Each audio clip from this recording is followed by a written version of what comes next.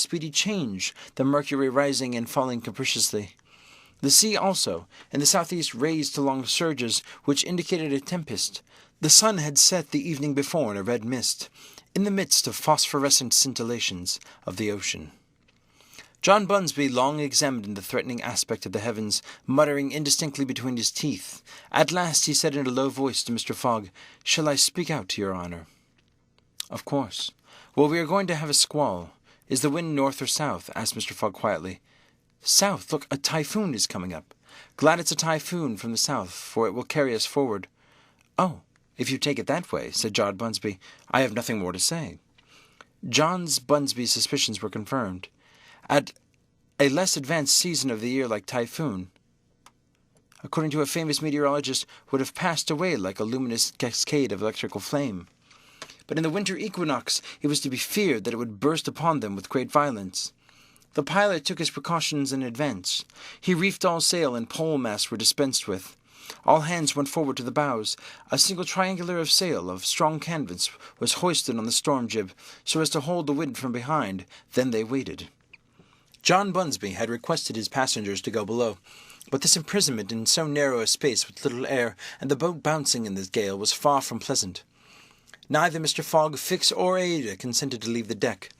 The storm of rain and wind descended upon them towards 8 o'clock, but with its bit of sail the Tankardere was lifted like a feather by a wind, an idea of whose violence can be scarcely given. To compare her speed to 4 times that of a locomotive on going full steam would be below the truth. The boat scudded thus northward during the whole day, borne on by monstrous waves, persevering always, fortunately, by a speed equal to theirs. 20 times she seemed to be almost submerged by these mountains of water which rose behind her, but the adroit management of the pilot saved her. The passengers were often bathed in spray, but they submitted to it philosophically. Fix cursed it, no doubt, but Aouda, with her eyes fastened upon her protector, whose coolness amazed her, showed herself worthy of him, and bravely weathered the storm. As for Phileas Fogg, it seemed just as if the typhoon were part of his programme. Up to this time the Tankardere had always held her course to the north, but towards the evening the wind, veering 3 quarters, bore down from the northwest. The boat, now lying through the trough of waves, shook and rolled terribly. The sea struck her with fearful violence. At night the tempest increased in violence. John Bunsby saw the approach of darkness and the rising of the storm with the dark misgivings. He thought a while, and then asked the crew if it was not the time to slacken speed. After a consultation he approached Mr. Fogg and said, "I think, your honour, that we should do well to make for one of the ports on the coast." "I think so too." "Ah," said the pilot, "but which one?" "I know of but one," returned Mr. Fogg tranquilly, "and that is Shanghai." The pilot at first did not seem to comprehend. He could scarcely realize so much determination and tenacity. Then he cried, "Well, yes, your honour is right, to Shanghai." So the Tankardere kept steadily on her northward track. The night was really terrible. It would be a miracle if the craft did not founder. Twice it could have been all over with her if the crew had not been constantly on the watch. Aouda was exhausted, but did not utter a complaint. More than once Mr. Fogg rushed to protect her from the violence of the waves. Day reappeared. The tempest still raged with undiminished fury, but the wind now returned to the southeast. It was a favourable change, and the Tankardere once again bounded forth on this mountainous sea.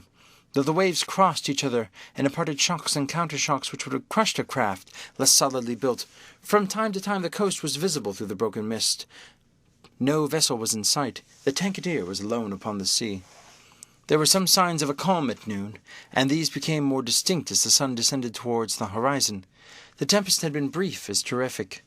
The passengers, thoroughly exhausted, could now eat a little and take some repose. The night was comparatively quiet. Some of the sails were again hoisted, and the speed of the boat was very good. The next morning at dawn they espied the coast, and John Bunsby was able to assert that they were not 100 miles from Shanghai. 100 miles, and only 1 day to traverse them. That very evening Mr. Fogg was due at Shanghai, if he did not wish to miss the steamer to Yokohama. Had there been no storm, during which several hours were lost, they would be at this moment within 30 miles of their destination. The wind grew decidedly calmer, and happily the sea fell with it. All sails were now hoisted, and at noon the Tankardere was within 45 miles of Shanghai. There remained yet 6 hours to which accomplish that distance. All on board feared it could not be done, and everyone, Phileas Fogg no doubt, expected, felt his heart beat with impatience. The boat must keep up with an average of 9 miles an hour, and the wind was becoming calmer every moment. It was a capricious breeze coming from the coast, and after it passed the sea became smooth.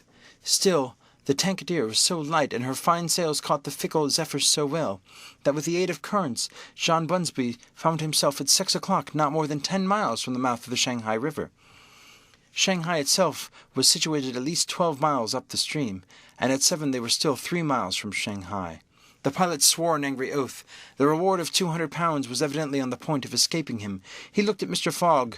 Mr. Fogg was perfectly tranquil, and yet his whole fortune was at this moment at stake. At this moment, also, a long black funnel, crowned with wreaths of smoke, appeared on the edge of the waters.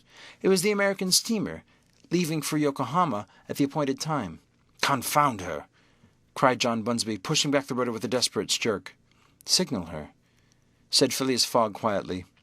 A small brass cannon stood on the forward deck of the Tankadere for making signals in the fogs. It was loaded to the muzzle, but just as the pilot was about to apply a red-hot coal to the touch-hole, Mr. Fogg said, "Hoist your flag." The flag was run up at half-mast, and this being the signal of distress, it was hoped that the American steamer, perceiving it, would change her course a little, as to succour the pilot-boat. "Fire," said Mr. Fogg, and the booming of the little cannon resounded in the air. End of Chapter 21. Read by David Russell, for Lit to Go. Available on the web at fcit.usf.edu.